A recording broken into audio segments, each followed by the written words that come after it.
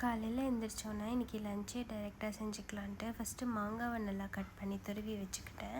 அது கூட தேவையான கொத்தமல்லி தழை, சில்லிஸ், ஜிஞ்சர், புதினா இதெல்லாம் எடுத்து க்ளீன் பண்ணி வச்சுட்டு, காய்க்கு ஒரு பீர்க்கங்காவை நல்லா ரவுண்ட் ரவுண்டாக நறுக்கி வச்சுட்டேன்.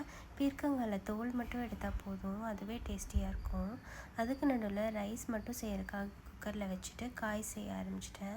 லைட்டாக தாளிப்பு கொடுத்துட்டு ஆனியன் அப்புறம் பீர்க்கங்காய் போட்டு மஞ்சள் பொடி போட்டு வச்சிடணும். அது கொஞ்சம் தண்ணி விட ஆரம்பித்ததுக்கப்புறம் நமக்கு தேவையான காரம் போட்டு மூடி வச்சுட்டா காயோட ப்ரிப்ரேஷன் ஓவர். அதுக்கு நடுவில் ரைஸை நல்லா உதிரியாக குக்கர்லேயோ வடிச்சோ வச்சுக்கணும். வெரைட்டி ரைஸ்னால் குக்கரில் வச்சுக்கலாம்.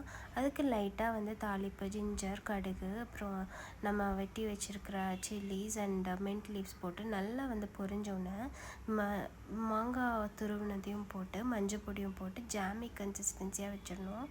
அதுக்கப்புறம் ரைஸும் கொத்தமல்லி தலையும் தூவி தேவையான உப்பு சேர்த்து நம்ம நல்லா வதக்கி எடுத்துட்டோன்னா மாங்காய் ரைஸ் ரெடி. இந்த ரெசிபி உங்களுக்கு பிடிச்சிருந்துச்சின்னா ட்ரை பண்ணி பார்த்துட்டு கமெண்ட்ஸில் சொல்லுங்கள்.